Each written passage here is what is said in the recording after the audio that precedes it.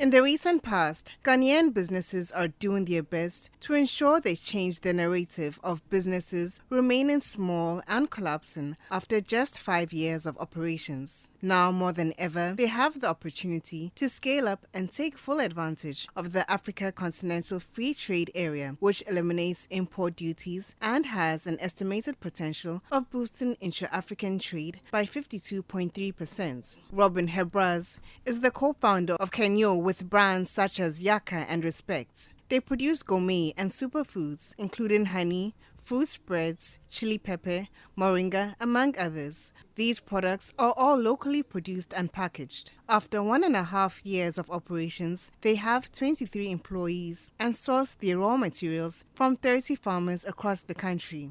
Although his company prides itself with best industry practices, it is committed to doing more in this regard. Robin tells me what he thinks various companies should do to take advantage of AfCFTA. What we put in place in order to scale up would be to be in contact with different distributors around the sub-region. But once more, it's a bit complicated because, people tend not to trust their neighbor and trust their brothers. But we are definitely changing it. That's why we really wanted to work on the packaging and work on the fact that we can be trustable in terms of quality, in terms of constant, to have a quality that is always constant, our farmers that are always delivering the best quality they can. And because we are fighting against some, bad reputation, I would say.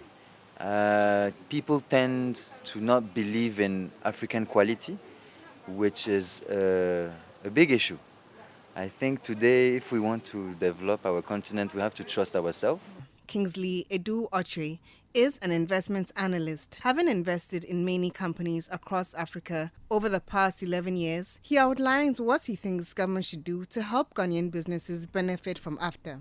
Access to finance is a key thing. And I think for that, yes, there are currently some providers on the space, but then after we can now tap into a broad stream, something like ABC Fund, doing Pan-African, it's a good opportunity that is already helping businesses. So there should be more of such funds, broad level funds that should serve the needs of business. The second one, again, back to my point, is around streamlining certification processes.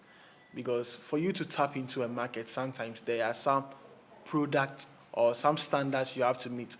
And the standards can only be confirmed when you have it being backed by a certified, by you going through that whole process. Right? Again, if we have businesses that are facing this challenge, then it's going to be tough. So we need the government to also come in and streamline the process such that if I apply to serve a particular market, I should be able to get it done within the shortest possible time. Anthony Jamefe is the founder and CEO of Caveman Watches. Having been in the watch industry for the past 7 years and owning his own company for the past 2 years, he shares with us what he has done as a business to be successful and encourages others to do same in the wake of AfCFTA. The issue of packaging, what I have observed is that for us, the priority for us is to build a brand, not initially to chase money, let me put it that way.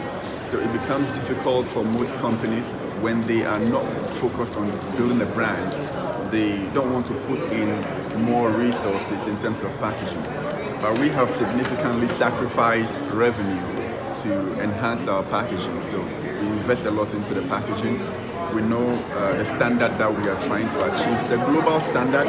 The watch market globally is a very complex one, so we have to make all these sacrifices and spend more on packaging, which I would urge most Ghanaian factories to do.